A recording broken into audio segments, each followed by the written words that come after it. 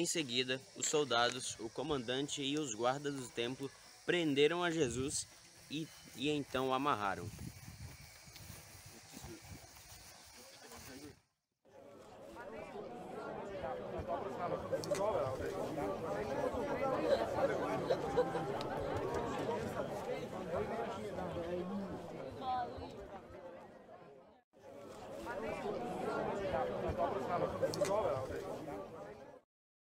Então, o levaram primeiro até a casa de Anás. Anás era o sogro de Caifás, que naquele ano era o grande sacerdote. Caifás, quem tinha dito aos líderes judeus que era melhor para eles que morresse apenas um pelo povo. Simão Pedro foi seguindo Jesus junto com os outros discípulos. Esse discípulo era conhecido como o grande sacerdote e, por isso, conseguiu entrar no pátio da casa dele junto com Jesus. Mas Pedro ficou do lado de fora, perto da porta. O outro discípulo, que era conhecido do grande sacerdote, saiu e falou com a empregada que tomava conta da porta. Então, ela deixou Pedro entrar e lhe perguntou: Você não é um daqueles seguidores daquele homem? Eu não, nunca ouvi falar daquele homem. Por causa do frio, os empregados e os guardas tinham uma fogueira e estavam se aquecendo de pé em volta dela. Pedro estava de pé no meio deles, aquecendo-se também. O grande sacerdote fez algumas perguntas a Jesus a respeito dos seus seguidores e dos seus ensinamentos. E Jesus respondeu: Eu sempre falei a todos publicamente, ensinava nas sinagogas e no templo, onde o povo se reúne, e nunca disse nada em segredo. Então por que você me faz essas perguntas? Faça a pergunta a quem me ouviu, porque ele sabe o que eu disse. Quando Jesus disse isso, um dos guardas do templo que estava ali deu-lhe uma bofetada e disse: Quem você pensa que ia fazer isso com Jesus? Se é mentira, prove que menti. Se não for mentira, por que está me batendo? Os chefes dos sacerdotes e todo o conselho superior estavam procurando encontrar alguma acusação contra Jesus a fim de o condenarem à morte, mas não conseguiram nenhuma. Muitos diziam mentiras contra ele, mas suas histórias não combinavam umas com as outras. Alguns se levantaram e acusaram Jesus com mentiras, e eles diziam: Nós ouvimos quando ele disse: Vou destruir esse templo que foi construído por seres humanos, e em 3 dias levantarei outro, que não será construído por seres humanos. Mesmo assim, as suas histórias não combinavam umas com as outras. Aí o grande sacerdote se levantou no meio de todos e perguntou: Você é o Filho de Deus? Mas Jesus ficou calado e não respondeu nada. Então o grande sacerdote tornou a perguntar: Você é o Filho de Deus, Messias, Filho de Deus bendito? Eu sou, e você verá o Filho do Homem sentado ao lado do Deus Todo-Poderoso, descendo junto com as nuvens do céu. Aí o grande sacerdote rasgou as suas próprias roupas e disse: Precisamos de mais alguma coisa? Esse homem acabou de blasfemar contra Deus. A que conclusão chegamos então? Todos estavam contra Jesus e o condenaram à morte. Então alguns começaram a cuspir nele, cobrindo o rosto dele, davam bofetadas nele e perguntavam: Adivinha quem te bateu agora? E também os guardas pegaram e lhe deram muitas bofetadas.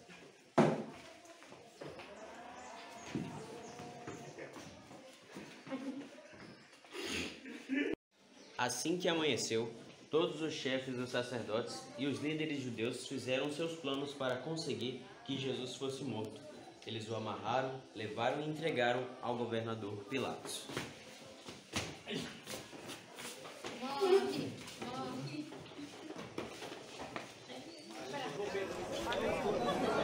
Quando Judas, o traidor, viu que Jesus havia sido condenado, sentiu remorso e foi devolver as 30 moedas de prata aos chefes dos sacerdotes e aos líderes judeus, dizendo: Eu pequei, entregando a morte a um homem inocente. E eles responderam: O que nós temos com isso? É problema seu.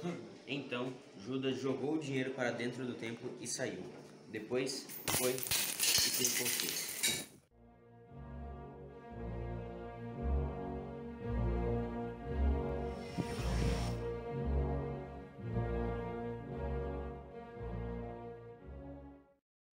Os chefes dos soldados pegaram o dinheiro e disseram: Seria sujo de sangue. Na nossa lei, não pode aceitar isso para perto do templo. O que a gente faz?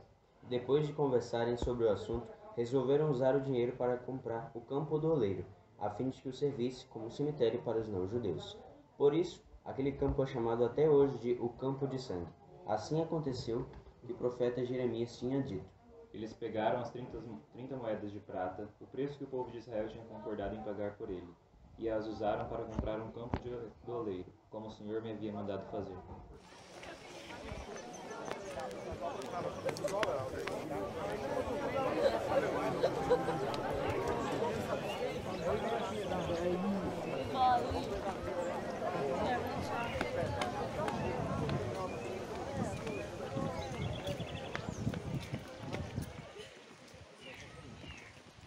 Então eles o amarraram, levaram e entregaram ao governador Pilatos.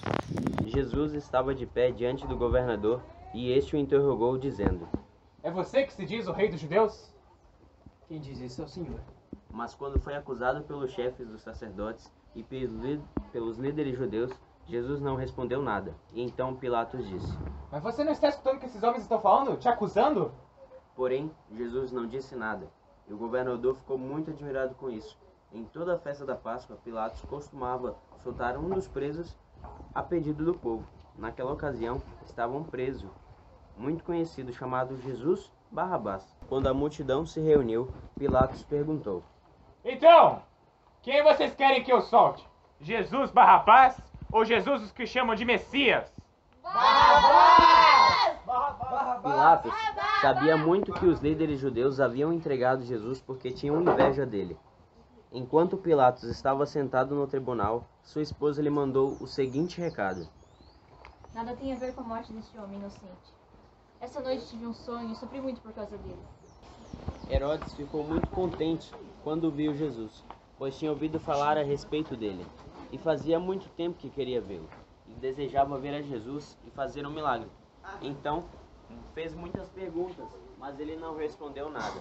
Os chefes dos sacerdotes e os mestres da lei o apresentaram e fizeram muitas acusações contra Jesus. Herodes e os seus soldados zombaram de Jesus e o trataram com desprezo. Usaram nele uma capa luxuosa e o mandaram de volta para Pilatos. Naquele dia, Herodes e Pilatos, que antes eram inimigos, se tornaram grandes amigos. Na festa da Páscoa, Pilatos tinha o costume de soltar algum preso, a pedido do povo. Os chefes dos sacerdotes e os líderes judeus convenceram a multidão a pedir ao governador Pilatos que soltasse a Barrabás e condenasse a Jesus à morte. Barrabás tinha sido preso por conta de uma revolta na cidade por assassinato. Então, Pilatos, querendo soltar Jesus, falou outra vez com a multidão. Então o governador perguntou: Qual dos dois vocês querem que eu solte?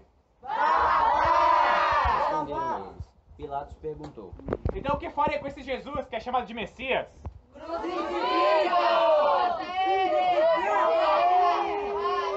que crime ele cometeu? E começaram a gritar.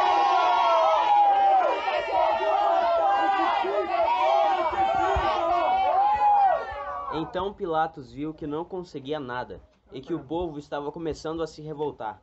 Mandou trazer água, lavou as mãos diante da multidão e disse: Não sou responsável pela morte desse homem, isso aí é com vocês. E toda a multidão respondeu: Então Pilatos soltou a Barrabás, como eles haviam pedido. Depois mandou chicotear a Jesus e o entregou para ser crucificado. Depois os soldados de Pilatos levaram Jesus para o palácio do governador e reuniram toda a tropa em volta dele.